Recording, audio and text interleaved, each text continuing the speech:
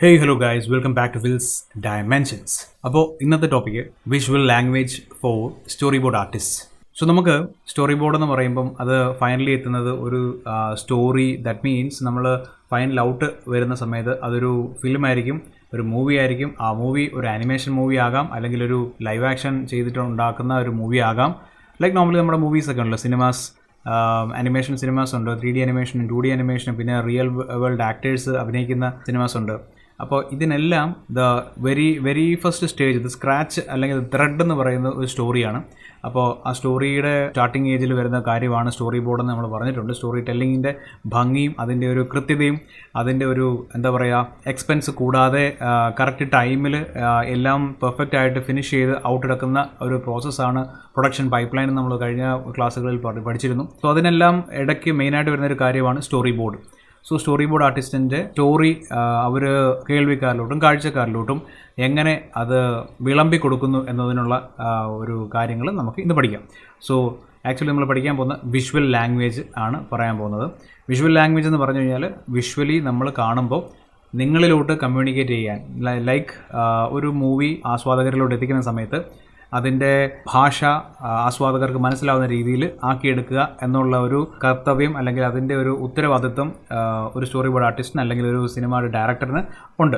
അപ്പോൾ ആ ഒരു കമ്മ്യൂണിക്കേഷൻ ലാംഗ്വേജ് കറക്റ്റായിട്ട് വിഷ്വലായിട്ട് ക്ലിയറായിട്ട് കൊടുക്കാൻ പറ്റുമെങ്കിൽ അതാണ് വിഷ്വൽ ലാംഗ്വേജ് എന്ന് പറയുന്നത്. അപ്പോൾ സ്റ്റോറി ബോർഡ് ആർട്ടിസ്റ്റുകൾ ആ വിഷ്വൽ ലാംഗ്വേജ് എങ്ങനെ യൂസ് ചെയ്യുന്നു എന്നുള്ളതാണ് ഇന്നത്തെ topic. Okay guys, sit back and relax.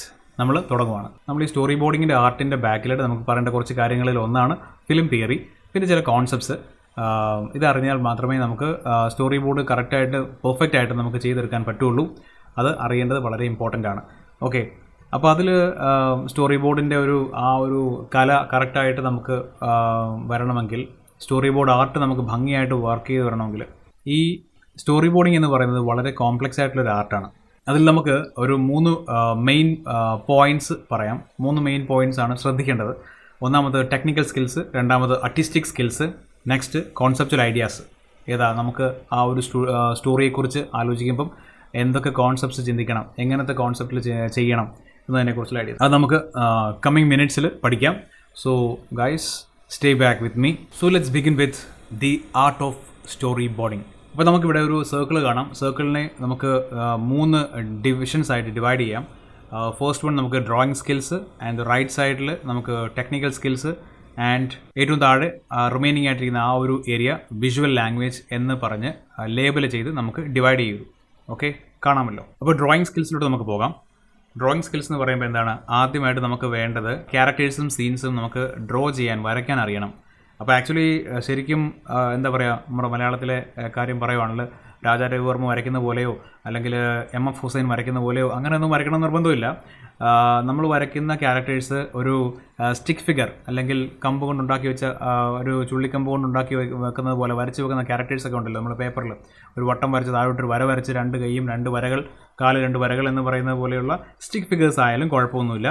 അത് ആക്ച്വലി നമുക്ക് ആ മെസ്സേജ് കാണുന്ന ആളുകളിലോട്ട് കൺവേ ചെയ്യാൻ ഈസി ആയിരിക്കും. നമ്മൾ എന്താണ് സ്റ്റോറിയിൽ ഉദ്ദേശിക്കുന്നതെന്ന് വിഷ്വലി കമ്മ്യൂണിക്കേറ്റ് ചെയ്യാൻ പറ്റും ഈ സ്റ്റിക്ക് ഫിഗേഴ്സ് ആണെങ്കിൽ കൂടി. So you don't need to worry about drawing high detailed drawings, high detailed characters and high detailed scenes. Okay, next secondly നമുക്ക് പറയാനുള്ളത് ടെക്നിക്കൽ നോളജിനെ കുറിച്ചാണ്. സോ ടെക്നിക്കൽ സ്കിൽസിനെ കുറിച്ചുള്ള ഐഡിയ നമുക്ക് നന്നായിട്ട് ഉണ്ടായിരിക്കണം. എന്താണെന്ന് വെച്ചാൽ ഇതൊരു വളരെ ഇമ്പോർട്ടൻ്റ് ആയിട്ടുള്ള, വളരെ ഡെപ്തിലുള്ള ടെക്നിക്കൽ ആസ്പെക്റ്റിലോട്ടാണ് നമ്മൾ പോകുന്നത്, അല്ലെങ്കിൽ ഒരു ടെക്നിക്കൽ പാർട്ടിലോട്ടാണ് നമുക്ക് പോകുന്നത് ഫിലിം മേക്കിംഗ് പ്രോസസ്സ് എന്ന് പറയുന്നത്. സോ അതിൽ നമുക്ക് ടെക്നിക്കലായിട്ട് അറിയേണ്ട കുറച്ച് കാര്യങ്ങൾ എന്തൊക്കെയാണെന്ന് ചോദിച്ചു കഴിഞ്ഞാൽ, അത് ഷോട്ട്സ് ആയാലും ക്യാമറ ആംഗിൾസ് ആയാലും നമ്പറിംഗ് ആണെങ്കിലും സീക്വൻസിങ് ആണെങ്കിലും ഇതെല്ലാം കംപ്ലീറ്റ്ലി ടെക്നിക്കലാണ്. സോ നമുക്ക് അതിനകത്ത് അറിയേണ്ട കുറച്ച് കാര്യങ്ങളെന്ന് പറയുമ്പോൾ വീണ്ടും ഇത്രയും കാര്യങ്ങൾ അറിയണം. ഇതെല്ലാം comes under the category of technical skills. Lastly and finally comes visual language. So visual language എന്ന് പറയുന്ന ഈ 3rd ഡിവിഷൻ ആക്ച്വലി എങ്ങനെയാണ് കൊണ്ടുവരുന്നതെന്ന് വെച്ചാൽ, ഇത് ആദ്യത്തെ ഡ്രോയിങ് സ്കിൽസ് എന്ന് പറയുന്ന ഫസ്റ്റ് പാർട്ടും സെക്കൻഡ് പാർട്ടിലെ ടെക്നിക്കൽ സ്കിൽസ് കൂടെ ടുഗെദറായിട്ട് കൊണ്ടുവന്ന് വരുമ്പോഴാണ് നമുക്ക് വിഷ്വൽ ലാംഗ്വേജ് കറക്റ്റായിട്ട് വരുന്നത്. അപ്പോൾ ഇതും കൂടി അറിഞ്ഞു കഴിഞ്ഞാൽ ടോട്ടലി നമുക്ക് ആ സ്കിൽ സെറ്റ്, സ്റ്റോറി ബോർഡിങ്ങിന് വേണ്ടിയുള്ള അല്ലെങ്കിൽ സ്റ്റോറി ബോർഡ് ആർട്ടിസ്റ്റിന് വേണ്ടിയുള്ള ഒരു സ്കിൽ സെറ്റ് കംപ്ലീറ്റ് ആയി എന്ന് നമുക്ക് പറയാൻ പറ്റും. ഫ്രെയിമിങ്ങും എഡിറ്റിങ്ങും ഒക്കെ ആയിട്ടുള്ള കാര്യങ്ങൾ വിഷ്വൽ ലാംഗ്വേജിനുള്ളിൽ വരും. കുറച്ച് ചരിത്രം പറയുകയാണെങ്കിൽ 1910കളിലും 1920കളിലുമുള്ള ഫിലിം മേക്കേഴ്സ് എഡിറ്റിംഗ് ടെക്നിക്സ് എങ്ങനെ യൂസ് ചെയ്തെന്ന് ചോദിച്ചു കഴിഞ്ഞാൽ അവർ ചെയ്തുകൊണ്ടിരുന്ന കാര്യങ്ങൾ 2 ഷോട്ട്സ് ഒരുപോലെ 2 സീക്വൻഷ്യൽ ഷോട്ട്സ് ഒരുപോലെ എഡിറ്റ് ചെയ്ത് കൊണ്ടുവരുമ്പോഴാണ് അതിൻ്റെ ഒരു ഭംഗി അവർ കണ്ടിരുന്നത്. സോ ആ ഒരു ടൈപ്പ് ഷോട്ടുകൾ അല്ലെങ്കിൽ അങ്ങനത്തെ എഡിറ്റിങ്ങിനെ പറയുന്ന പേരാണ് കുൽഷോവ് ഇഫക്റ്റ് എന്ന് പറയുന്നത്. ഈ കുൽഷോവ് ഇഫക്റ്റിനെ കുറിച്ച് നമുക്ക് പറയാം. അതിനു മുമ്പ് ഇതിന് 2 പേരുകൾ വേറെയുണ്ട്. ജക്സ്റ്റാപോസിഷൻ അല്ലെങ്കിൽ മോണ്ടാജ് എന്ന 2 പേരുകൾ കൂടിയുണ്ട്.